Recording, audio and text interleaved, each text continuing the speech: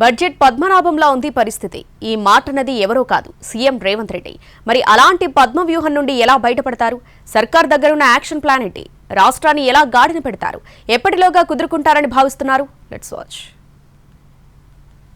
తెలంగాణ అప్పుడెలా ఉంది, ఇప్పుడెలా ఉంది అంటూ ప్రతిపక్ష నేత కేసీఆర్ చేసిన ఆరోపణలపై సీఎం రేవంత్ చాలా సీరియస్ గా రియాక్ట్ అవుతున్నారు. ఆయన మాటల్ని సమర్థవంతంగా తిప్పికొట్టే ప్రయత్నం చేస్తున్నారు.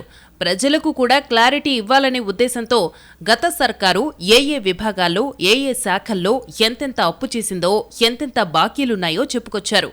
7 లక్షల పైచిలకు కోట్ల రూపాయల అప్పులు రాష్ట్ర ప్రభుత్వం మీద ఉన్నాయి. ఆయన 50,000 కోట్ల రూపాయల కాంట్రాక్టర్ల బిల్లులు పెండింగ్ పెట్టాడు.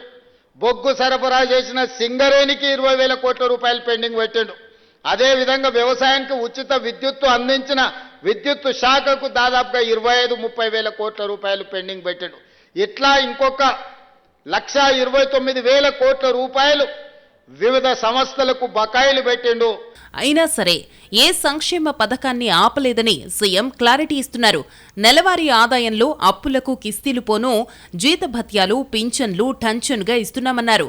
నెల జీతంలో నిత్యావసరాలు, ఇతర ఖర్చులకు బడ్జెట్ పద్మనాభం వేసుకునే లెక్కల మాదిరి ముఖ్యమంత్రిగా తాను లెక్కలు వేసుకుంటున్నానని ఓ పోలికను సామాన్యులకు అర్థమయ్యేలా వివరించారు. ఒక పాలకెంత, నీళ్లకెంత, ఉప్పుకెంత, పప్పుకెంత, మంచినూనెకెంత, భార్య బిడ్డలకెంత, అమ్మా నాయనకు వైద్యానికి అవసరమైతే ఏం ఖర్చు అని అన్నీ లెక్కేసుకొని బడ్జెట్ పద్మనాభం లాగా నెల జీతాన్ని ఎట్లా ఒక కార్మికుడు లెక్కేసుకుంటాడో తెలంగాణ రాష్ట్ర ముఖ్యమంత్రిగా ఇదంతా మన కుటుంబం అనుకొని నేను లెక్కలేసుకున్న లెక్కలని మీ ముందర పెడుతున్నా. బడ్జెట్ పద్మనాభం అనే సినిమాను సీఎం ఉదాహరణగా తీసుకుని మాట్లాడారు. నిజమే, తెలంగాణ ప్రభుత్వం అప్పుల్లో ఉందన్న మాట వాస్తవమే. సర్కారు మొదట్లోనే శ్వేతపత్రాన్ని రిలీజ్ చేసింది. ఏడాదిలో ప్రభుత్వం 1,58,000 కోట్ల అప్పులు చేస్తే దాంట్లో 1,52,000 కోట్ల అప్పులు చెల్లించడానికి పోయాయనేది సర్కారు వాదన. అందుకే ఆదాయ వనరులు పెంచుకునే పనిలో పడిందే. ప్రభుత్వమే ఇసుక అమ్మకానికి పెడుతోంది. పన్నుల ఎగవేత లాంటి అంశాలపై ఫోకస్ చేసిందే. పెట్టుబడులను ఆహ్వానిస్తోంది. మౌలిక సదుపాయాల కల్పనకు పెద్దపీట వేసిందే. ఫ్యూచర్ సిటీతో రియల్ బూమ్ పెరుగుతుందని అంచనా వేస్తున్నారు.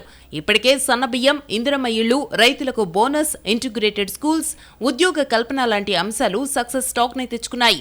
సేమ్ టైం ఆదాయాన్ని పెంచుకోవడం ఎలా అనే దానిపైన సర్కార్ ఫోకస్ చేసింది. మళ్లీ ఎన్నికల నాటికి ప్రభుత్వం చెప్పుకునే స్థాయిలో పథకాలు రూట్ లెవెల్లోకి చేరిపోవాలని సీఎం లెక్కలేసుకుంటున్నారు. ఆఖరి నిమిషం వరకు బడ్జెట్ అనే పద్మ వ్యూహాన్ని ఛేదించే పనిలో పడింది సర్కార్. ఈ సందర్భంగా సీఎం రేవంత్ ఇంకొక మాట కూడా అన్నారు. గత 10 ఏళ్ల కాలంలో జరిగిన ఆర్థిక విధ్వంసాన్ని సరిదిద్దుతున్నామని, రాష్ట్రాన్ని గాడిన పెట్టే క్రమంలో ఎన్నో నిద్రలేని రాత్రులు గడిపామని ఒకంత ఆవేదన వ్యక్తం చేశారు. మరో ఏడాదైతే కుదురుకుంటామని కార్మిక వర్గాలకు భరోసా ఇచ్చే ప్రయత్నం చేశారు. వచ్చే ఆదాయాన్ని ఎలా ఖర్చు చేద్దామో మీరే సూచించండని యూనియన్లకు ఓపెన్ ఆఫర్ ఇచ్చారు. ఈ టైంలో సమ్మెలు కరెక్ట్ కాదని అభ్యర్థించారు.